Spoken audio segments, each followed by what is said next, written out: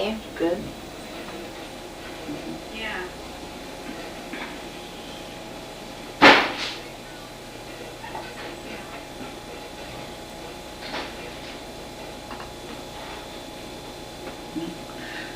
My name is Iola Columbus, and I'm the tribal president of the Lower Sioux Indian community. Okay, then.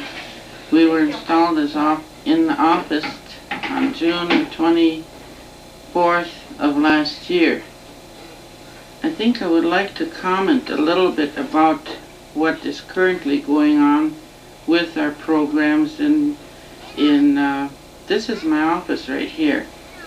I have filing cabinets and my telephone and everything is in this room. And our building, our tribal office should be complete in about 3 or 4 weeks. And we will be, when our funding comes in, we will be able to hire a business administrator, a clerk typist, receptionist, and all our staff, which will be of a lot of assistance to me, because right now I do most of my own paperwork, and I have a person that comes in who's a bookkeeper consultant or clerk typist that does a lot of my work, and which will give me more time to get out to go to some of the meetings that the tribal presidents are required to attend. As it is, I do attend a lot of meetings. I've been to Washington, D.C. on various occasions in seeking funding for this community. And I'm kind of proud of the fact that our community has made a lot of progress within the last 5 or 6 years. And by the way, I'm the first woman tribal president since the bylaws was made up back in 1934, so that's over a period of 40 years. And maybe I should comment a little bit about that also, because in my speeches to different organizations, meetings, and women's clubs and so forth, I've been asked to talk about, how is it to be a tribal woman president, and what's the feelings of the community. And I really don't think there's that much difference. The men, the reason for this is that most of the men have to go away from the reservation here to work, and they just don't have the time to serve on these committees and on the council, which they have in the past. But now things are more complex. We have the self-determination. We also have a recent decision that was made by the Supreme Court, and the Bryan decision, where there are a lot of ramifications. There are a lot of things that take up a lot of time, and a man just can't accept this position unless, with our funding that's coming in now, we will be able to pay our tribal councils. By the way, our council does not receive any kind of salary.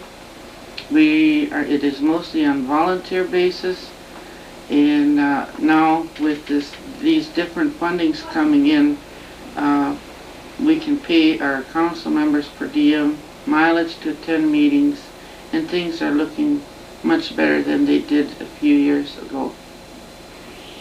And I'm also a housekeeper, which I find very little time to spend in cooking, as my wifely duties. But I do, however, find time to cook a good hot meal once in a while. But my daughters are a lot of help to me. One of them lives down the road a ways, who cleans the house, comes over and cooks. And when I'm away on a 2-3 day meeting, they just take over here, and I do have 3 children who are still in school. But at first it was hard for my family to accept the fact that I was gone a lot, and in some cases I said, you know, it's just like getting acquainted with my family again. But now they more or less realize that my position in that I have to attend these meetings, and in some ways I think they're proud of the fact that, you know, I've been able to meet some very important people, dignitaries, and I have pictures here, and my children are very proud of those pictures. They like to show it to friends, and now and then I said, we run articles in the paper about what's going on in our community, and I truthfully, I do, you know, I like my work now that I understand it, and to me, working for the people in a reservation or as a tribal leader, you can see the results of your hard work, and it is very rewarding to me as a person that I'm able to do these things, not only for one person, but for a whole tribe. There. What else?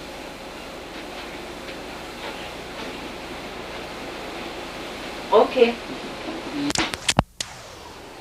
Done. Alright, a 0 count, and you do that same thing again. Okay. Alright, leave it on, Jim. Well, Okay. I looking over our current our correspondence, trying to decide which has to be approved, and I see that we have some budgets to work on. I'd like to have you meet my family. Tammy, look over. This is my granddaughter, Tammy. This is my grandson, Wishbone. My daughter, Melissa. Melissa's the youngest one of my family. And the rest of them are a little bit too bashful. But he's acting up a little bit. But my grandson here, they live about a quarter of a mile away from here. And they're here for their day. There goes the phone answered. Okay, cut a little while.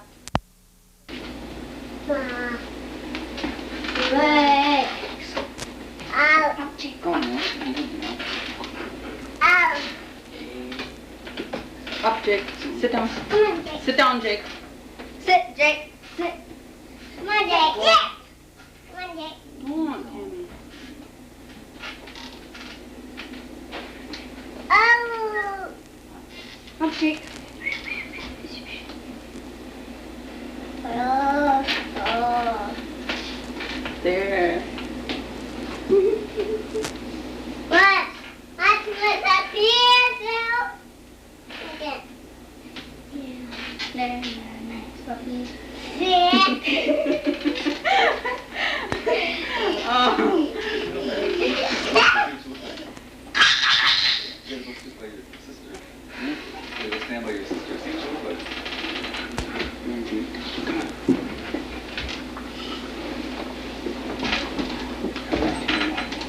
I don't like that. Jake, here.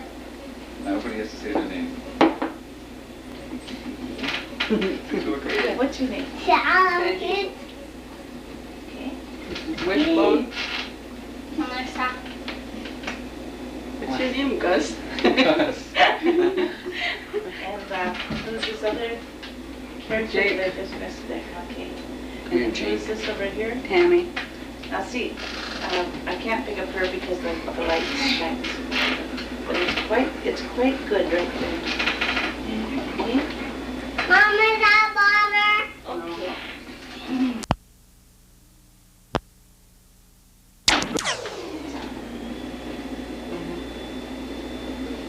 Let me know when to.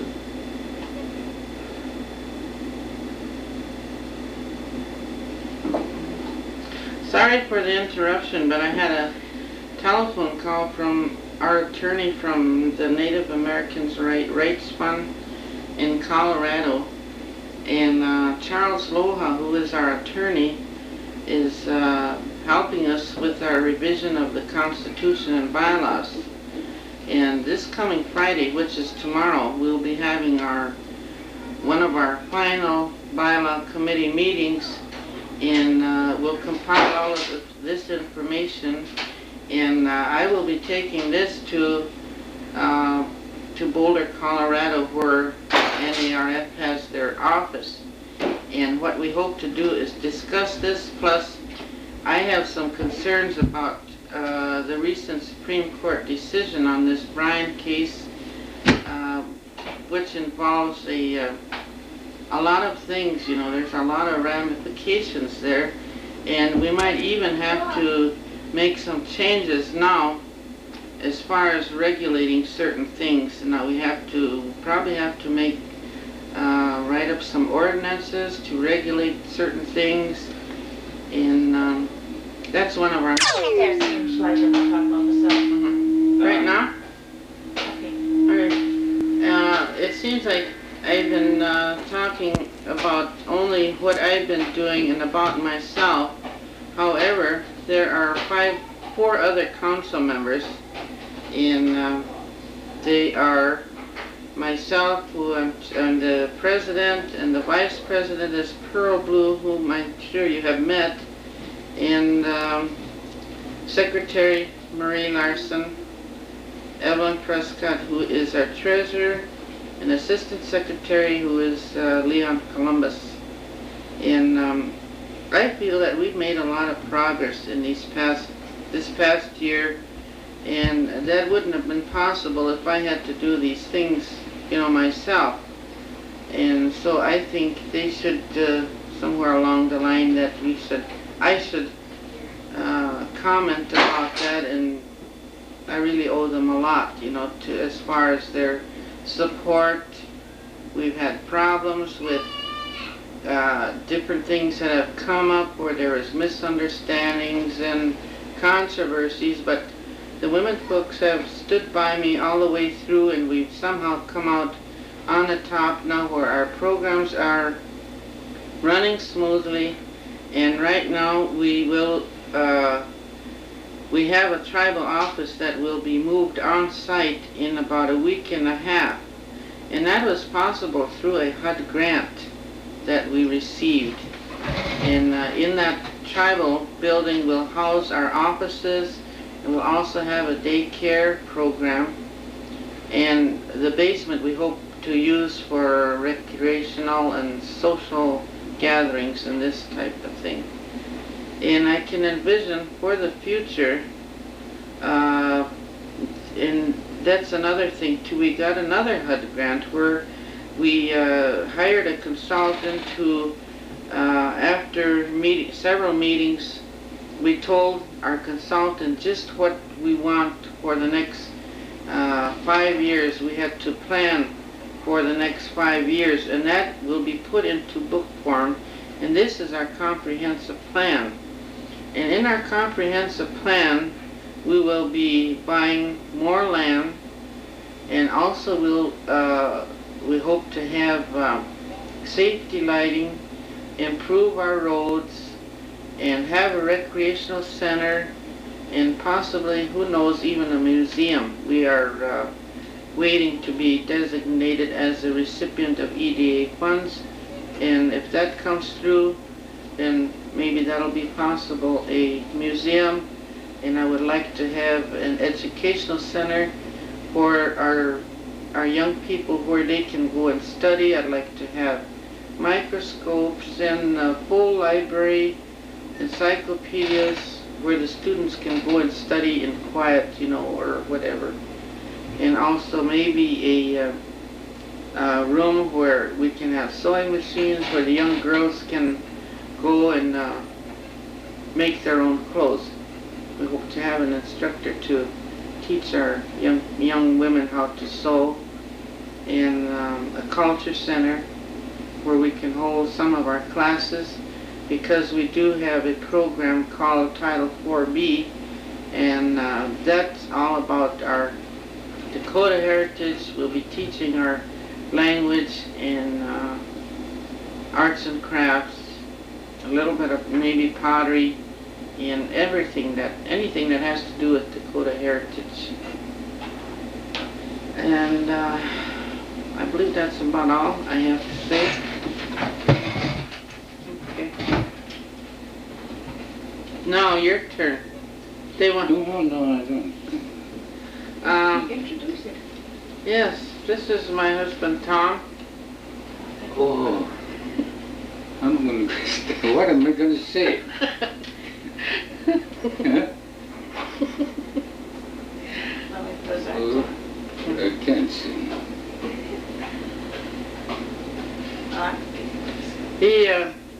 He is. My husband Tom is retired. Due to heart condition several years, he had to retire from work. But he is right now occupies himself with making pipestone pipes and all kinds of little things just to keep himself busy. But before that, when he was working, he was a painter and bricklayer, block layer, and he did a lot of this kind of work. So Now, after that magnificent introduction, how about you sitting I here? can't hear. sit over here, What? because it's just gonna take. Just for a minute. Gee, I ain't got my hair combed. Oh, that's all right. Get it. Shall I hug you or what? Sure. Have you got it down? No, you talk from. Okay, you're supposed to say something. No, you talk from me. I said I can't. I'm too nervous when I get all excited. Is everything on? I think we have a piece of his work here that we could show you. Where are those little owls? Get those little owls, Sandra.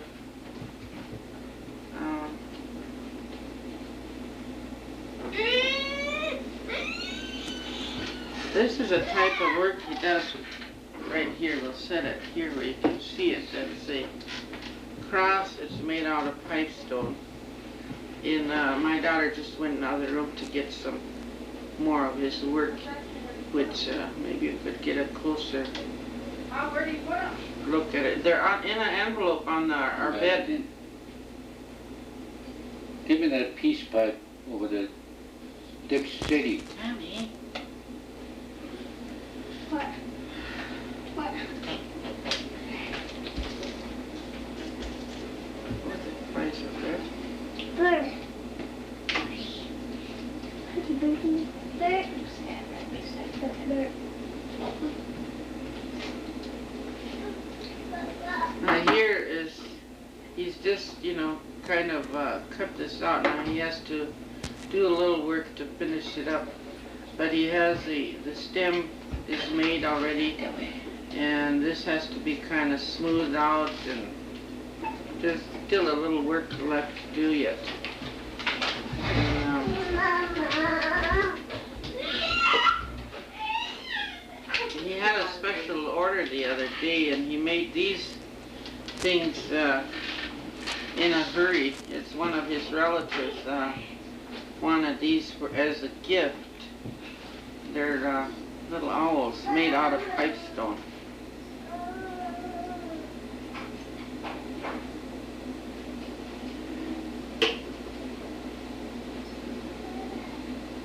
I don't believe there are too many people who do this type of work. He's had several requests to make pipes. And by the way, he made one last winter, which went to, it was the Bishop of Puerto Rico. He made one for them. And also Emily Peak, who is well known at the Midwest Urban American Center in Minneapolis, who bought one of his pipes, and I understand that they showed this or used it at the Rose Bowl last winter at the football game. So that's quite an honor in a way, you know, I think. Right. So with that, I think, you know,